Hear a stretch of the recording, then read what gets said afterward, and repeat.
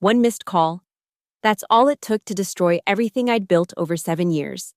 They called it gross negligence. But I knew better. Behind the polished glass doors of $1 million corporation, a ruthless conspiracy was unfolding. One that would cost me my career, my reputation, and nearly my sanity. They thought they'd buried me with that pink slip. They thought wrong. Because when you push someone who knows where all the bodies are buried, you better make sure they stay down. I didn't. And now, it's time for the sweetest payback they'll never see coming. My name is Emily Carter. And until that Tuesday morning in March, I thought I knew what loyalty meant. 32 years old, 5 years at North Pine Innovations, and a track record that spoke for itself. I'd pulled this company out of 3 major crises, worked countless unpaid overtime hours, and never once complained. Middle management wasn't glamorous, but I was good at it. Damn good. The day started like any other Denver morning. Crisp, mountain air. Coffee from the corner shop on 17th Street, and my inbox already flooding with requests before I'd even reached my desk. Our tech division was launching a new cloud infrastructure platform. And as senior project coordinator, I was juggling 12 different client presentations, vendor negotiations, and a team of developers who seemed allergic to deadlines. Emily, conference room 3 and 5. Marcus called out as I passed his cubicle. Another emergency meeting, the 4th one this week, and it was only Tuesday. By noon, I'd already mediated a contract dispute, revised 3 proposals, and talked our biggest client down from threatening to pull their annual contract. My phone had been ringing nonstop. I'd answered 23 calls by my count. The 24th came while I was in the bathroom. The 25th while I was putting out another fire in the development team. The 26th I missed. It happened at 4:47 p.m. I remember the exact time because I was in Richard Langford's office, our CEO, presenting quarterly projections. You don't interrupt Richard when he's talking, not if you value your job. My phone vibrated on silent.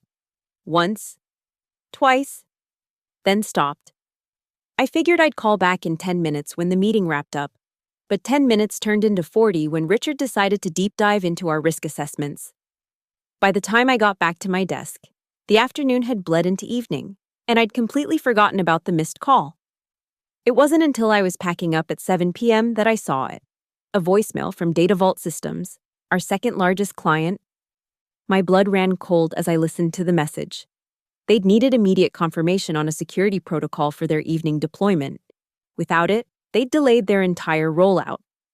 I called back immediately, apologizing profusely, fixing the issue within minutes.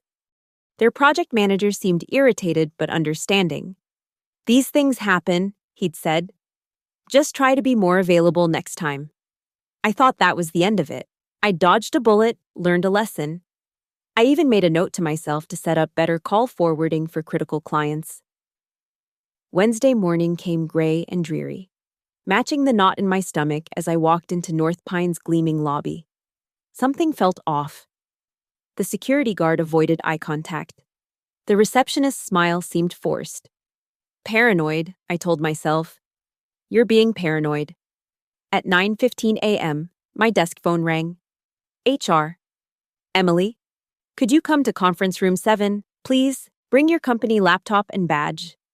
The walk down that hallway felt like a funeral march. Each step echoed against the polished concrete floors, mixing with the hammering of my heart. I knew that tone. Everyone who'd worked in corporate America knew that tone.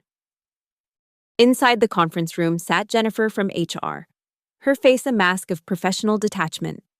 And beside her, Richard Langford himself. No small talk, no pleasantries, just a manila folder placed precisely in the center of the table. Emily, Richard began, his voice carrying that CEO weight that made junior employees scatter. We need to discuss yesterday's incident with Data Vault Systems. I addressed it immediately. I started, but Jennifer raised her hand. The damage was done. Data Vault has expressed serious concerns about our reliability. A missed critical call at your level is unacceptable. One call? I couldn't keep the disbelief out of my voice. I've been here 5 years.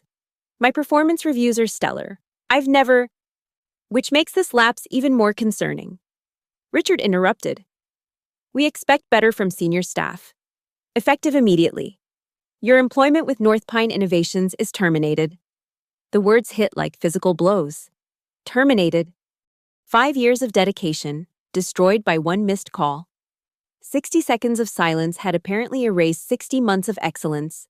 They gave me 30 minutes to clear my desk under security supervision. 30 minutes to pack up 5 years of my life while my colleagues pretended not to stare. The security guard, Tom, who I'd shared lunch with just last week, wouldn't meet my eyes as he escorted me out.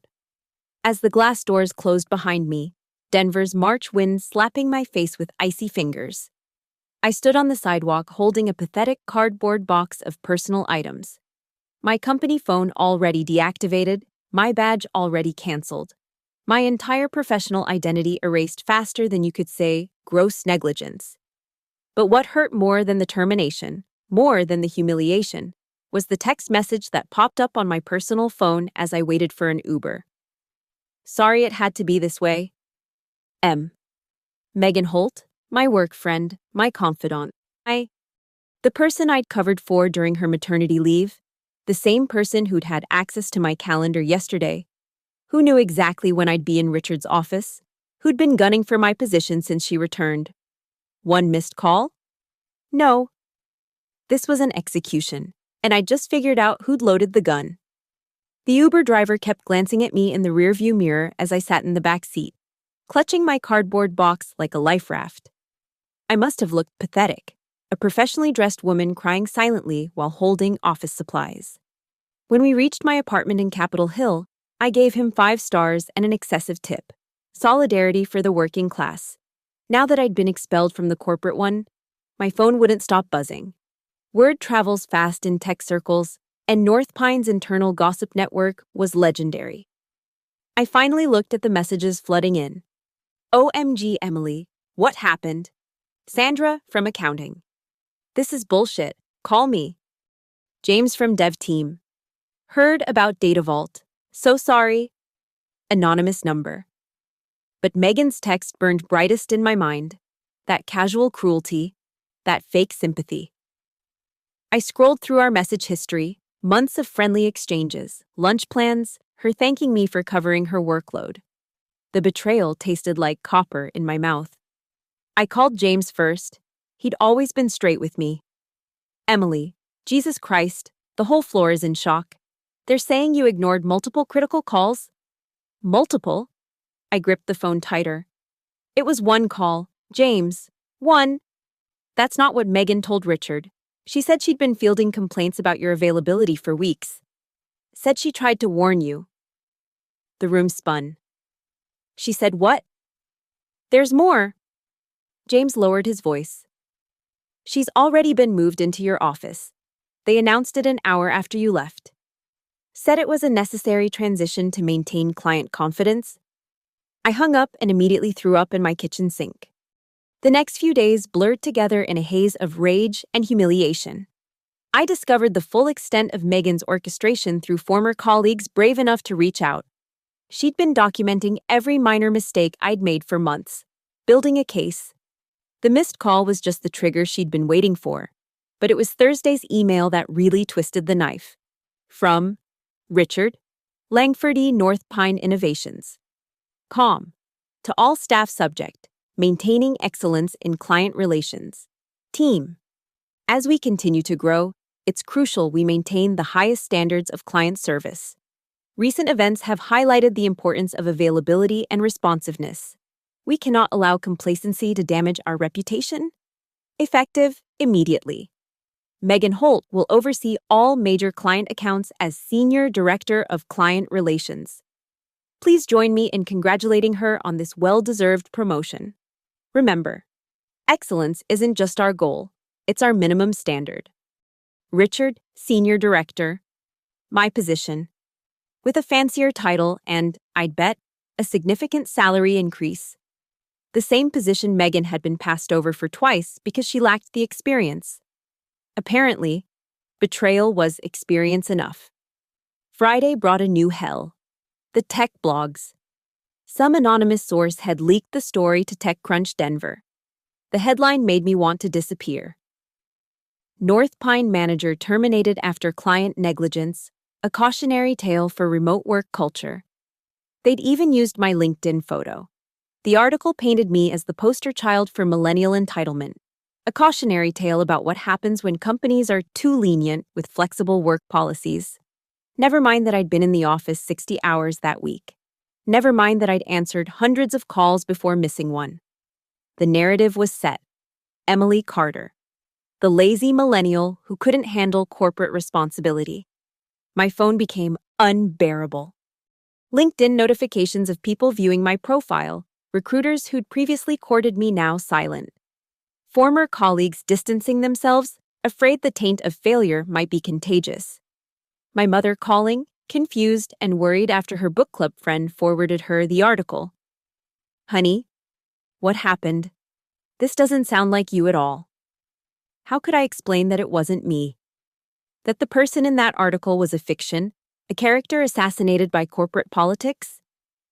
Saturday morning, I met with my former mentor, Patricia Chen, one of the few people still willing to be seen with me at a coffee shop. "Emily, this stinks of setup," she said bluntly. "I've seen Richard pull this before. But why you? Why now?" Megan wanted my position. Patricia shook her head. "Megan's ambitious, but she's not smart enough to orchestrate this alone. There's something bigger here." She was right, of course, but I was too deep in my own misery to see it then. My savings would last 3 months if I was careful. My health insurance would expire in 30 days. My professional reputation was destroyed. Who would hire someone publicly fired for negligence? I spent Sunday updating my resume, removing North Pine from my LinkedIn, trying to distance myself from the disaster. But every application I started felt pointless. They'd Google me. They'd find the article. They'd find Richard's carefully crafted narrative of incompetence. That night, I did something I hadn't done since college. I got drunk. Really drunk. The kind where you text people things you shouldn't. I almost messaged Megan, almost asked her why. What had I done to deserve such calculated destruction? But I didn't. Instead, I sat on my bathroom floor, laptop open, scrolling through North Pine's website, looking at team photos where Megan and I stood side by side, smiling, looking at press releases I'd written, projects I'd saved, successes now credited to others. The betrayal wasn't just professional, it was personal. Megan had listened to me vent about my imposter syndrome, my fear of failure, my anxiety about living up to expectations. She'd weaponized every vulnerability I'd shared over lattes and lunch breaks. The worst part? She was smart about it. The timing, the execution, the follow-through, all perfect. She'd even sent that text to establish a paper trail of sympathy, probably screenshotted for her records to prove she wasn't involved. As Monday dawned, marking 1 week since my termination, I stared at my laptop screen. 14 application drafts, 0 sent. Because Patricia was right, this was bigger than Megan's ambition. Something about this whole situation stank. Why had Richard himself been in that termination meeting? CEOs don't usually handle middle management firings. Why the immediate replacement?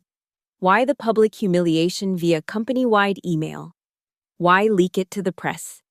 They wanted me destroyed, not just gone. The question was, why? And more importantly, what were they so afraid I might know? The unemployment office in downtown Denver smelled like desperation and cheap coffee.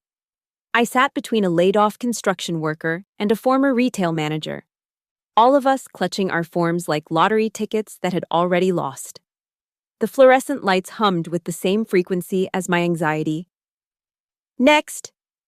The clerk's voice cracked through the waiting room. Walking to window 3, I slid my documentation through the slot. The woman barely looked up. "Reason for termination?" "Performance issues." The words tasted like ash. She stamped my form with the efficiency of someone who'd heard every sob story. "Benefits will begin in 2 weeks. Pending employer verification. Next." 2 weeks. My savings were already hemorrhaging. The apartment rent was due, my car payment loomed. The careful financial stability I'd built over 5 years was collapsing like a house of cards in a hurricane. The rejection emails started rolling in that afternoon. While your qualifications are impressive, we've decided to pursue other candidates. The position has been filled internally. We'll keep your resume on file for future opportunities.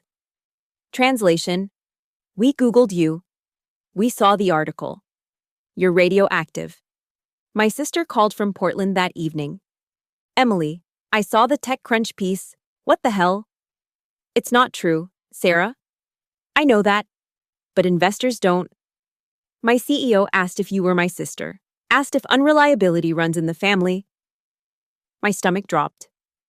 Sarah, I'm so sorry. Stop. I'm not blaming you. I'm just saying. This is bigger than you realize. Your name is toxic in tech circles right now. After we hung up, I opened my laptop to find 3 more rejection emails. One was from a company I hadn't even applied to yet.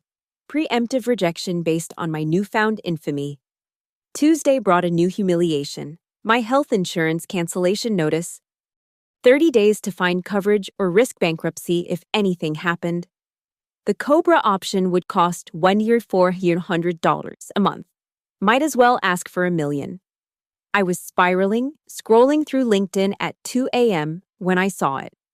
North Pine had posted a press release, record quarter driven by revolutionary client relations strategy. There was a photo of Megan shaking hands with DataVault's CEO. The same company whose call I'd missed was now praising North Pine's renewed commitment to availability. The rage that flooded through me was volcanic. I screamed into my pillow until my throat was raw. Wednesday's mail brought bills and a single handwritten envelope. No return address. Inside, a note in block letters. Check your personal email. Use encryption. My hands shook as I logged into my old Gmail account, the one I barely used. One new message from throwaway 847362 Proton Mail. Calm. You were fired for a reason, but not the one you think.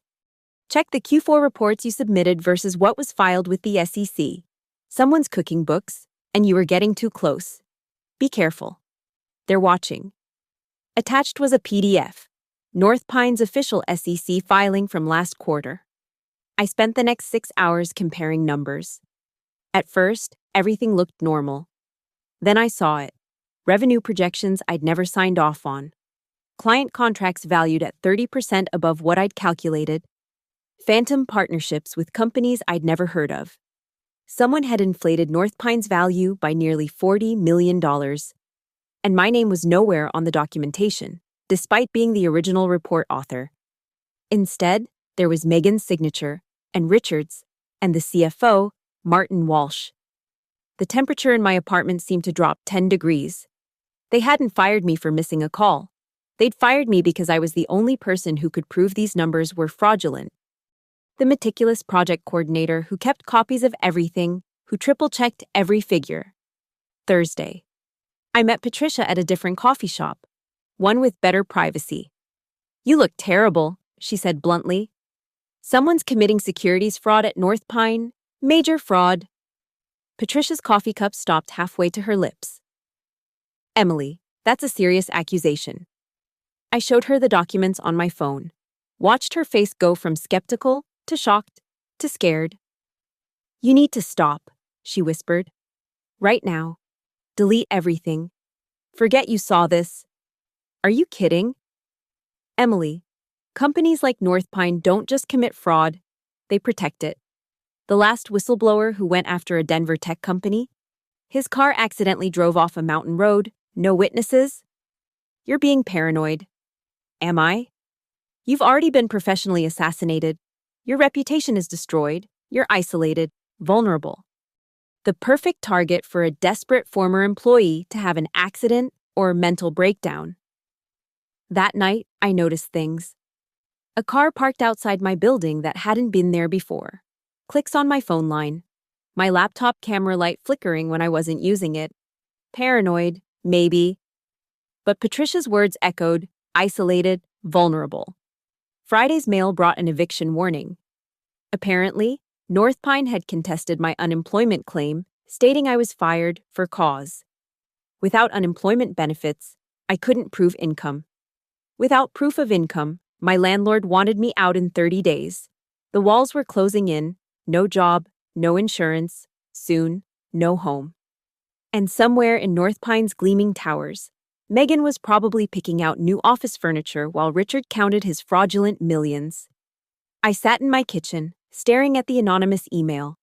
I could delete it, like Patricia said. Try to rebuild somewhere else, maybe outside tech. Let them win. Or I could fight back. But fighting meant risking everything. What little I had left, including potentially my life if Patricia's warnings were real. My phone buzzed. Another unknown number. I almost didn't answer. But desperation won. Emily Carter? The voice was male, professional.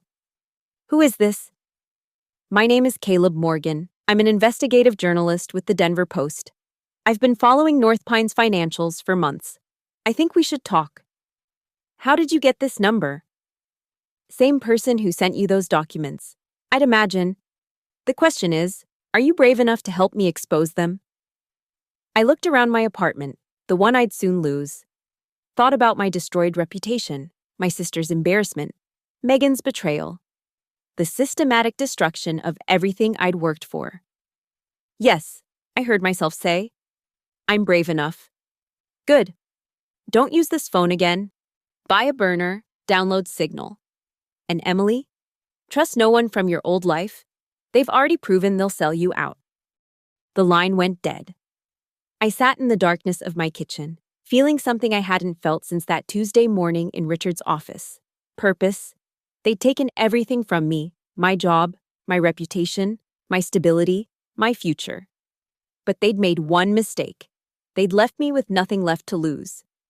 The burner phone cost $39 at a sketchy electronics shop on Colfax Avenue. The clerk didn't ask questions, didn't check ID, cash only. I downloaded Signal in the parking lot, my hands shaking as I messaged the number Caleb had given me.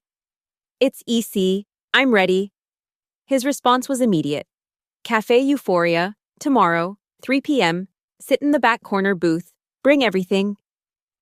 That night, I couldn't sleep. Every creak in my apartment building sounded like footsteps. Every passing car seemed to slow down outside my window. I backed up the documents to 3 different cloud services under fake accounts, then printed hard copies at a 24-hour FedEx, paying cash. The paranoia was exhausting, but maybe it was keeping me alive. Saturday afternoon. Cafe Euphoria was nearly empty. I chose the back booth where I could see both entrances. At exactly 3 p.m., a man in his 40s slid into the opposite seat. Weathered face, sharp eyes, reporter's notebook. Caleb Morgan, he said quietly. You look scared. Should I be? Yes. He pulled out a folder. 3 former North Pine employees who questioned financial irregularities. One had a mental breakdown, institutionalized, totally discredited.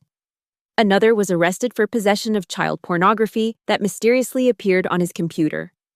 The third moved to Costa Rica and won't return my calls.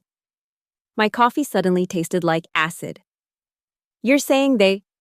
I'm saying Richard Langford doesn't just fire problems. He destroys them. Caleb leaned forward. But you have something the others didn't. You have proof, and you have me. I slid my folder across the table. Watched him flip through the documents, his expression growing darker with each page. Jesus Christ, he muttered. This is bigger than I thought. They're not just inflating revenue, they're creating entirely fictional subsidiaries. Shell companies billing for services never rendered. How much? Based on this? North of $60 million in fraudulent valuation? Maybe more. He looked up. This is Enron-level fraud. Emily. This is federal prison territory. So we go to the SEC? Caleb laughed bitterly. Richard's brother-in-law sits on the regional SEC board. His golf buddy is the district attorney. You know why I'm investigating this? Because 2 other reporters already tried and got shut down. One was reassigned to covering high school sports. The other's editor killed the story after a very generous donation to the paper. Then what's the point? The point is going bigger. National media, FBI, make it so public they can't bury it. He pulled out a recorder. But first, I need your story. Everything on the record. For the next 2 hours, I talked.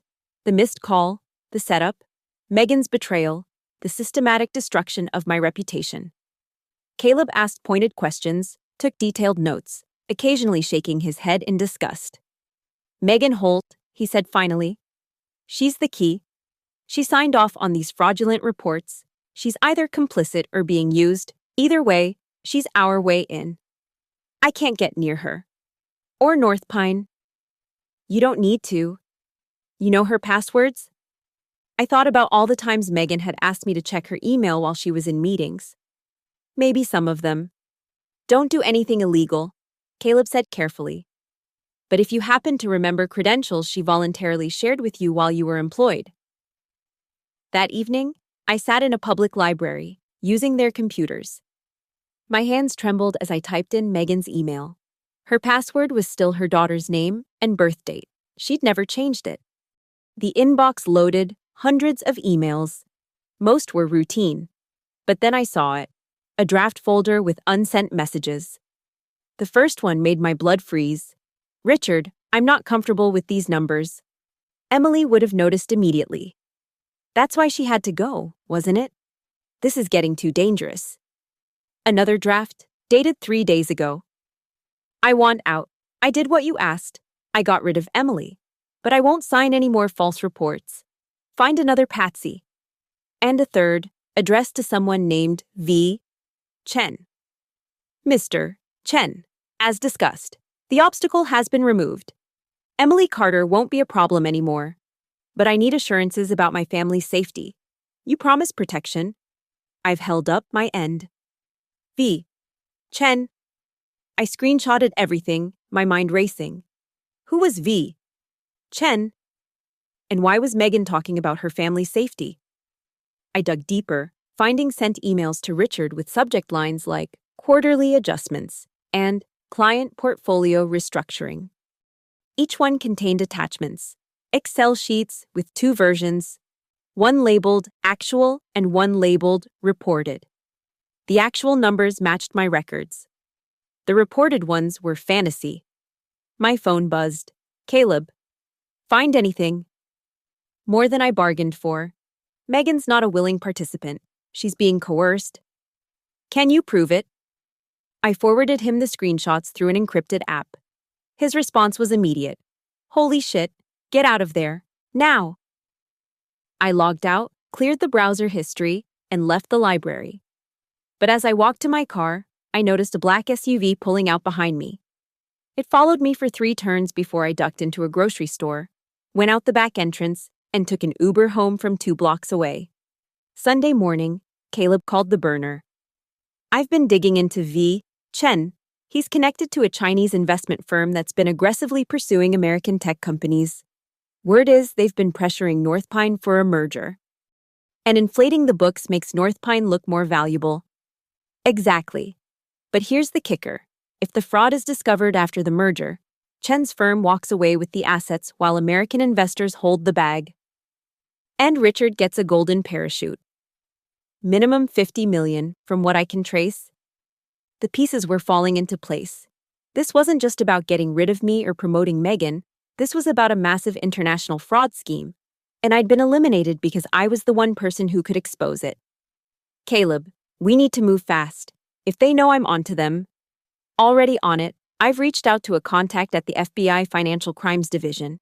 We meet Tuesday. Can you stay safe until then? Safe. I looked around my apartment, suddenly aware of every window, every door, every vulnerability. I'll manage. But as I hung up, I realized something had changed. I wasn't just trying to clear my name anymore. I was trying to stop a crime that would destroy thousands of investors, ruin retirements, devastate families. And somewhere in North Pine's towers, they were probably planning their next move. The question was, would I expose them first, or would I become another cautionary tale about what happens to those who dig too deep? My phone buzzed. Unknown number. I almost didn't answer. Emily? The voice was familiar. Scared. Megan? They know you're investigating. They know about the journalist. You need to run. Tonight, they're coming. The line went dead. I looked at the clock. 9:47 p.m. Grabbed my go bag, the documents, the burner phone. Left my regular phone on the kitchen counter. Let them track that. As I slipped out the back entrance of my building, I saw them. 2 men in dark suits entering through the front lobby. I ran. The motel room in Aurora smelled like cigarettes and broken dreams. $49 a night, cash only, no questions asked. I'd been hiding here for 3 days, living on vending machine food and paranoia. The burner phone was my only connection to the outside world. Caleb had gone dark after sending one message. They raided my apartment, meeting postponed, stay hidden. But hiding meant bleeding money I didn't have. My cash reserves were down to $300. The walls were closing in, literally and figuratively. I needed a new plan. That's when inspiration struck at 3 a.m., staring at the water-stained ceiling. If they wanted to play dirty, I could play dirtier. But I'd need help. I called James from the dev team using the motel's ancient landline. Emily, Jesus, everyone thinks you're dead or kidnapped. I need a favor, a big one. Anything. Can you still access North Pine's servers? Long pause. That would be illegal. So is securities fraud. So is destroying someone's life. So is what they're doing to thousands of investors. What do you need? Every email between Richard, Megan, and Martin Walsh from the last 6 months. And anything mentioning data vault or quarterly reports. Emily, if they trace this, they won't. You're too good for that. He sighed. Give me 24 hours. I'll upload everything to an anonymous server. And Emily? After this? We never spoke. The next morning, I took 3 buses to a different library in Westminster. Created new email accounts, new cloud storage, new everything. Then I did something crazy. I reached out to my enemies. First email to DataVault's CEO. Mr. Harrison, you were told I missed your critical call due to negligence. The truth is, I was in a meeting with Richard Langford who wouldn't let me leave. I was fired to prevent me from exposing that North Pine has been overbilling your company by 30% for 2 years. Attached is proof, a concerned friend. Second email to 3 major North Pine investors. Your investment is built on fraudulent numbers. Q4 reports were inflated by $60 million. Evidence attached, research before the merger announcement next week. Third email to the SEC. Bypassing the regional office. Major securities fraud at North Pine Innovations. Regional office compromised. Please forward to Federal Investigation Unit. Whistleblower documentation attached. Then I created a WordPress site, North Pine Truth.com. Uploaded every document, every email screenshot, every piece of evidence. Set it to go live in 48 hours unless I manually stopped it. My insurance policy. The burner rang. Caleb. Where are you? Safe, you? Staying with a friend. Listen, I've got something. Megan Holt called the Denver Post. She wants to go on record. It's a trap. Maybe. But she sounded terrified. Said they threatened her daughter. Said she has recordings. Recordings. That changed everything. When and where? Tomorrow, noon, Union Station, the main hall, public place, lots of witnesses. I'll be there. Emily, no. It's too dangerous. She destroyed my life. Caleb, if she wants redemption, she can look me in the eye while she asks for it. That night, James's data dump arrived. Thousands of emails. I spent hours sorting through them, finding the smoking guns. Richard discussing the Emily problem weeks before the missed call. Martin calculating how much they could inflate before it became statistically impossible to defend. And Megan, poor Megan, gradually realizing she'd traded her soul for a promotion that came with strings. One email chain stood out. Richard. The merger depends on clean books, no loose ends. Martin. Carter knows too much.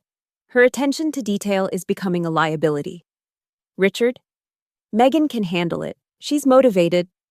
Martin. And if she refuses? Richard. Everyone has pressure points. Her daughter attends Montessori on Elm Street. Beautiful school. Be a shame if something happened. The threat was implicit but clear. They'd leveraged Megan's daughter to make her betray me. I felt something I hadn't expected. Sympathy. We were both victims of Richard's ruthlessness. The next morning, I dressed carefully. Professional but forgettable. Baseball cap, sunglasses, clothes that could blend into any crowd. I arrived at Union Station 2 hours early, mapping exits, identifying security cameras, watching for anyone suspicious. At 11:45, I saw her. Megan. Looking like she'd aged 5 years in 3 weeks. Dark circles, trembling hands, constantly checking over her shoulder. At 11:55, I saw them. 2 men in suits, positioned at different exits. Not obviously threatening, but watching. At noon, Megan sat on a bench in the center of the hall. I approached from behind. "Don't turn around," I said quietly. She froze. "Emily, you destroyed my life." "I know. I'm sorry. I'm so sorry." "Sorry doesn't fix anything." "No. But this might." She slid a USB drive along the bench without looking back. Every meeting with Richard about the fraud, all recorded on my phone, 3 months of evidence. Why? Because they went after my daughter's school yesterday, said it was a routine inspection. But I knew. It was a warning. Her voice cracked. I thought I was playing corporate politics. I didn't know it was this big. The men at the exits, are they yours or theirs? Theirs. I'm supposed to get you to come to a secondary location. Say I have more evidence in my car. And then? I don't know. And I don't want to know. I palmed the USB drive. Here's what's going to happen. In exactly 60 seconds, you're going to have a panic attack. Loud, dramatic, medical attention needed. While everyone's distracted, I disappear. They'll know I helped you. No, you'll tell them I never showed, that you waited, but I must have spotted them. I stood up. 50 seconds. And Megan, we're not even. We'll never be even. But this helps. Emily. 40 seconds. I walked away, blending into a tourist group. At exactly 60 seconds, I heard Megan scream. Help! I can't breathe! Someone help! The crowd rushed toward her. The suited men abandoned their posts. I slipped out the west exit, down into the light rail station, and was 3 stops away before anyone realized what happened. Back in the motel, I plugged in the USB. Megan hadn't lied. Hours of recordings. Richard explicitly discussing fraud, Martin detailing the scheme, even mentions of their foreign partners and the merger plan. But the most damning recording was from last week. Richard's voice. If the FBI gets involved, we pin everything on Emily Carter. Disgruntled employee, mental problems, fabricated evidence for revenge. We've already established the narrative. Martin. And if she has real evidence, Richard, then she has an accident, like Patterson did in 2019. Patterson? I Googled the name. A former North Pine accountant who died in a hit-and-run. Never solved. They weren't just criminals. They were killers. I uploaded everything to multiple servers, sent copies to Caleb, and updated my Dead Man's Switch website with the recordings. Tomorrow was Tuesday. The FBI meeting Caleb had rescheduled. If we could just make it 24 more hours, we'd have enough to bring them all down. My phone buzzed. Text from an unknown number. We know where you are. You have 1 hour to return everything and disappear forever. Or you'll disappear anyway. Your choice. I looked out the motel window. A black SUV sat in the parking lot. Time was up. I grabbed my go bag and laptop, leaving everything else behind. The motel had a back exit through the laundry room. I'd mapped it on day 1. As I slipped out, I heard car doors slamming in the front parking lot. My hands shook as I called Caleb from the burner. Code red, they found me. Where? Aurora Motel. They're here now. Get to the Denver Post building, now. We're going live with everything we have. That's suicide. They'll intercept me. Not if we make you too public to touch. How fast can you get here? I thought quickly. The light rail was 3 blocks away. 20 minutes if I run. Run! I sprinted through back alleys, my laptop bag banging against my hip. Behind me, shouts. They'd discovered my escape. At the station, I vaulted the turnstile, no time for tickets. The train pulled in just as I heard footsteps on the platform stairs. 15 minutes to downtown. I uploaded everything to Twitter, Facebook, LinkedIn, anywhere with an audience. Tagged every financial journalist, SEC official, and FBI contact I could find. The posts went viral immediately. Breaking: North Pine Innovations fraud evidence. CEO Richard Langford caught on tape discussing murder. Files here. My phone exploded with notifications. Retweets, shares, messages from reporters. Too late to stop it now. The truth was out. At the Denver Post building, security tried to stop me, but Caleb was already there. She's with me. Federal whistleblower. We need to get her statement on record now. We rushed to the newsroom. Cameras were already set up. Caleb had assembled his entire investigative team. We're going live in 3 minutes, he said. Tell them everything. They'll destroy me. They already did. Now you destroy them back. The red light went on. Caleb introduced me to thousands of live stream viewers. I took a breath and began. My name is Emily Carter. 3 weeks ago, I was fired from North Pine Innovations for missing one phone call. The real reason was that I discovered evidence of massive securities fraud. For 30 minutes, I laid it all out. The inflated numbers, the shell companies, the threats, Patterson's murder, Megan's coercion. I played Richard's recordings live on air, showed the doctored financial statements, named every conspirator. The viewer count climbed 10,000, 50,000, 100,000 Ds. Comments flooded in. Other North Pine employees confirming suspicious activities. Investors demanding investigations. The hashtag #VOPYSYR North Pine scandal started trending. Halfway through, Caleb's phone rang. He put it on speaker. This is Special Agent Sarah Morrison, FBI Financial Crimes. We're watching your broadcast. Keep Ms. Carter there. We're en route. 20 minutes later, the FBI arrived. Not just one agent, an entire task force. They took my statement, copied all evidence, and assured me I'd be placed in protective custody. We've been building a case against North Pine for months, Agent Morrison explained. But we needed an insider. You just gave us everything. My phone, the regular one I'd abandoned, somehow rang. James had forwarded the call. It was Richard. Emily, you've made a terrible mistake. No, Richard. You did. When you threatened a child, when you killed Patterson, when you thought I'd just disappear. You have no idea who you're dealing with.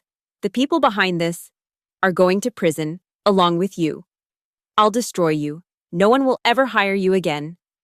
You already played that card. Guess what? I survived. And in about 6 hours, you'll be in handcuffs. Silence. Then, this isn't over. Yes, it is.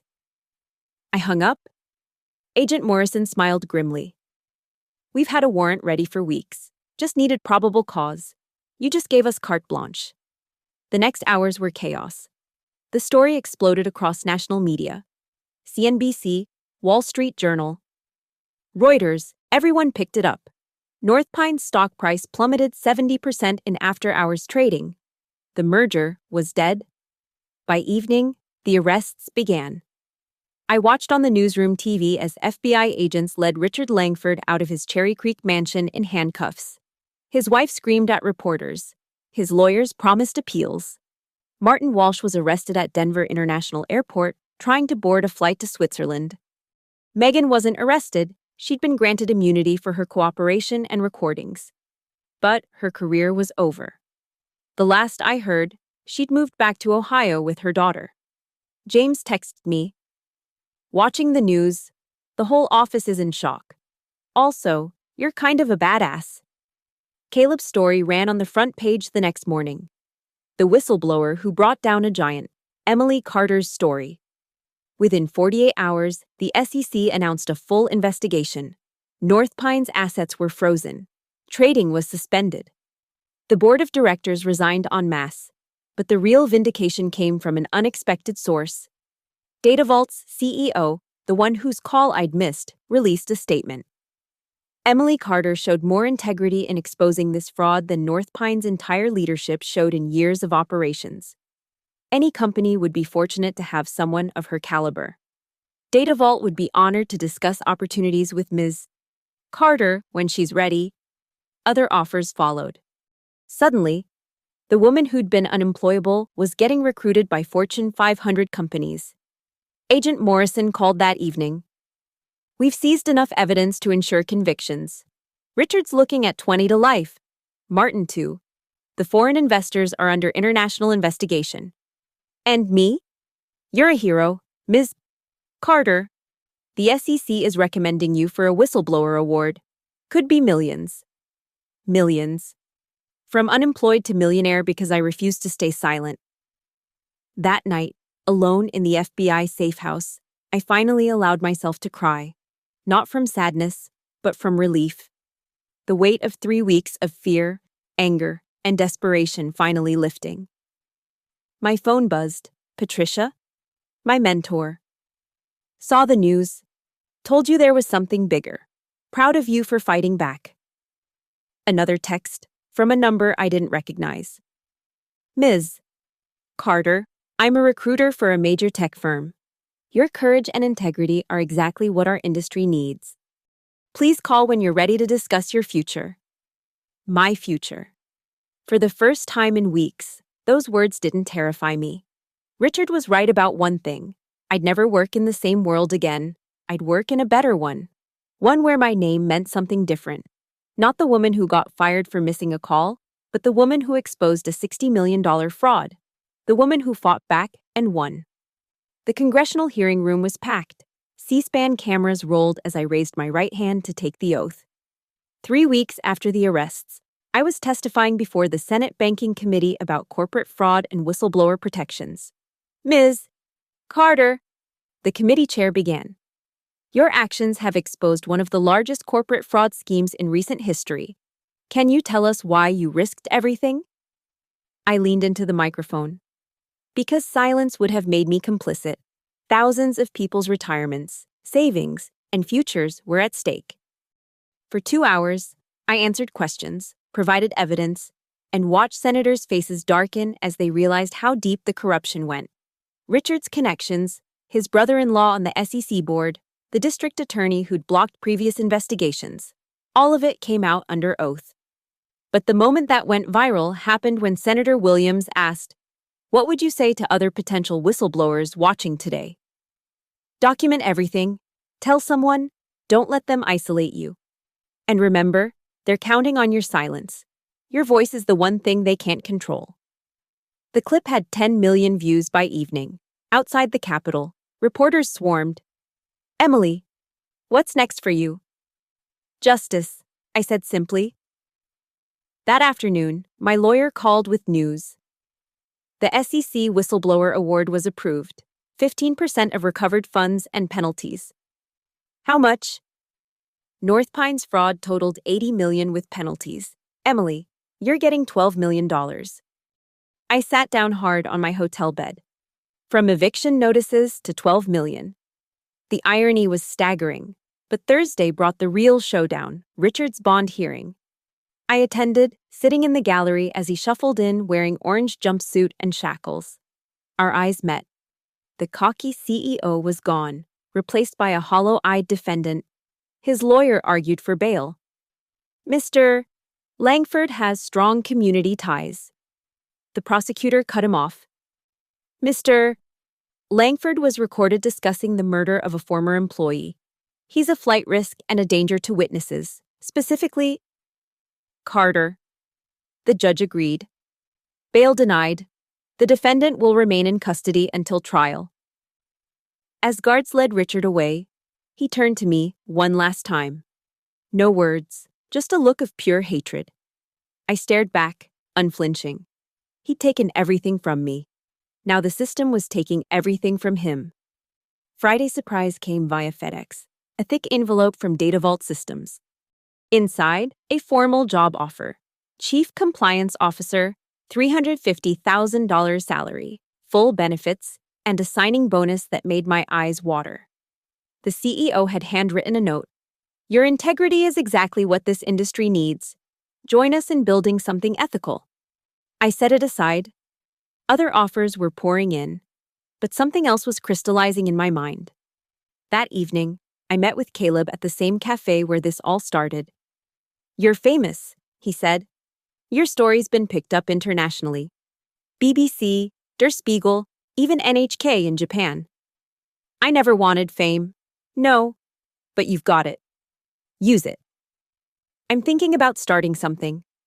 A nonprofit for corporate whistleblowers, legal support, financial assistance during investigations, mental health resources. Caleb's eyes lit up. That's brilliant. The Emily Carter Foundation? The Truth Initiative. I corrected. It's not about me. It's about everyone who's been silenced. Saturday brought unexpected visitors to my safe house. 3 former North Pine employees who'd suspected fraud but stayed quiet. We should have spoken up, one said, tears in her eyes. We knew something was wrong. You were scared. They designed it that way. How do we make amends? Testify. Tell the FBI everything you know. Help ensure they never do this again. By Sunday, the full scope was emerging. The FBI had frozen accounts in 12 countries. The foreign investors Richard had been courting were under investigation for similar schemes across Asia and Europe. North Pine wasn't just one fraud, it was part of an international network. Agent Morrison called with updates. We've uncovered 6 more companies with similar patterns. Your evidence cracked open something huge. Monday morning, exactly 1 month after my firing. I stood in front of cameras again. This time, not as a victim, but as an advocate, announcing the Truth Initiative at a press conference. Corporate fraud thrives in silence and fear. I said, we're changing that. No one should have to choose between their integrity and their survival. The response was immediate. Donations poured in. Law firms offered pro bono services. Tech companies pledged funding. Even some senators promised legislative support. But the sweetest moment came that afternoon. A notification popped up on my phone. Megan Holt had publicly shared my press conference with a comment. I betrayed someone who trusted me, chose ambition over integrity. Emily Carter showed more courage in 3 weeks than I showed in my entire career. I'm donating my North Pine severance to the Truth Initiative. It's the least I can do. I didn't forgive her. Maybe I never would. But I appreciated the gesture. That evening, I walked through downtown Denver, no longer looking over my shoulder. The black SUVs were gone. The threats had ended. Richard and Martin awaited trial. The truth was out. My phone rang. Sarah, my sister. I'm so proud of you. You know that, right? Thanks. Mom's telling everyone her daughter is a hero. The grocery store clerk, the mailman, random strangers. I laughed, the first real laugh in over a month. What are you going to do now? Sarah asked. I looked at the Denver skyline, North Pine's tower dark against the sunset. Soon it would bear a different name. The company dissolved or sold. I'm going to make sure this never happens to anyone else. And the job offers? They can wait. Right now, I have work to do. As I hung up, my phone buzzed with a news alert. FBI announces 47 additional arrests in North Pine-related fraud ring. 47. My one missed call had exposed an entire criminal network. Richard was wrong. It wasn't over when I hung up on him. It was just beginning. The beginning of accountability, justice, and change. The beginning of my real career, not as a corporate middle manager, but as someone who stood up when it mattered most. Tomorrow, Richard's criminal trial would begin. I'd testify, facing him one more time. But I wasn't afraid anymore. He'd already done his worst. And I'd survived. More than survived. I'd won. And the sweetest part? Everyone knew it. Sweet payback indeed. 6 months later, I sat in the federal courthouse as the jury foreman stood to deliver the verdict. On the count of securities fraud, we find the defendant, Richard Langford, guilty. On the count of conspiracy to commit wire fraud, guilty. On the count of conspiracy to commit murder, guilty. Guilty. Guilty. Guilty. 37 counts in total. Richard didn't flinch, but his wife sobbed in the gallery. Martin Walsh had already pled guilty and testified against him for a reduced sentence. The empire they'd built on lies had crumbled completely. The judge's gavel fell. Richard Langford, you are hereby sentenced to 45 years in federal prison without the possibility of parole. 45 years. He'd be 90 if he lived to see freedom again. As court officers led him away, Richard passed my row. For a split second, our eyes met. The hatred was gone, replaced by something else, defeat. The man who'd controlled everything couldn't control this. Outside the courthouse, reporters waited. Emily, how does it feel? Like justice, I said. Not revenge. Justice. 1 year after that missed call, I stood in a different office, my own. The Truth Initiative had helped 14 whistleblowers expose corporate fraud, saving investors over $300 million. My team had grown to 25 people, including investigators, lawyers, and counselors. The wall behind my desk held framed newspaper clippings. North Pine scandal leads to sweeping SEC reforms. Congress passes Enhanced Whistleblower Protection Act. Emily Carter named Time Person of the Year, runner-up. But the item I treasured most was a simple handwritten note from a widow in Florida. Thank you for saving my husband's pension. He died knowing his life's work wasn't stolen. That's what it was really about. Not the $12 million, most of which funded the nonprofit. Not the fame, not even the vindication. It was about protecting people who couldn't protect themselves. My assistant knocked. Emily, your 2 o'clock is here. I looked up to see someone unexpected, Megan Holt. She looked healthier than the last time I'd seen her, stronger. I know I'm probably the last person you want to see, she began. You're right. So why are you here? To tell you something I should have said months ago. You didn't deserve what happened, any of it. I let fear turn me into someone I didn't recognize. Someone who betrayed the only person at North Pine who ever really had my back. Megan, I'm not asking for forgiveness. I know I don't deserve it, but I wanted you to know that I testify next week in the civil trial. I'm going to tell them everything, every detail about how Richard threatened my daughter, how he orchestrated your termination, how the fraud went even deeper than what's public. Why tell me? Because you taught me something. Silence is complicity. I was silent for too long. She left without asking for anything, not forgiveness, not understanding, just left. Later, I learned she'd relocated to Ohio, started over as a junior analyst at a small firm, rebuilding her career from scratch. Sometimes redemption looks like accepting your fall from grace. 3 years have passed since that Tuesday morning when I was fired. North Pine Innovations no longer exists. Its assets were liquidated to pay investor settlements. The building bears a new name, Data Vault Technologies. They bought it for a fraction of its supposed value. The real value, not the fraudulent one. The CEO position they offered me still stands, but I've built something more important. The Truth Initiative has become the leading support network for corporate whistleblowers nationwide. We've helped expose over $2 billion in fraud, supported 47 whistleblowers through their ordeals, and successfully lobbied for 3 major pieces of protective legislation. James still works in tech, but now he's our voluntary cybersecurity advisor, helping whistleblowers protect their digital evidence. Caleb won a Pulitzer for his investigative series on corporate fraud.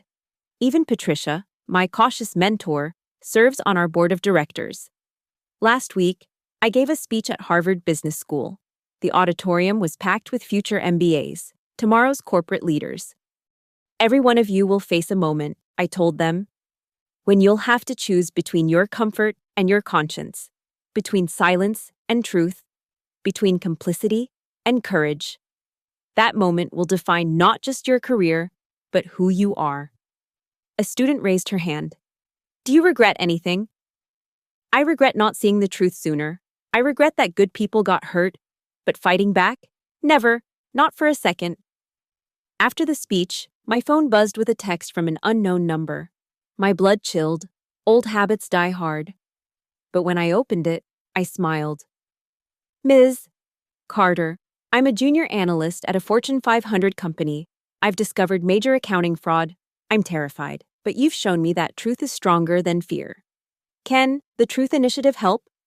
I typed back, yes, you're not alone. We've got your back. Because that's what this was always about. Not just my story, but all our stories. Every silenced voice, every buried truth, every person who chose courage over comfort. Richard was wrong about something else. He said I'd never work in the same world again. He was right that the old world, his world of lies and intimidation, was gone. But the new world?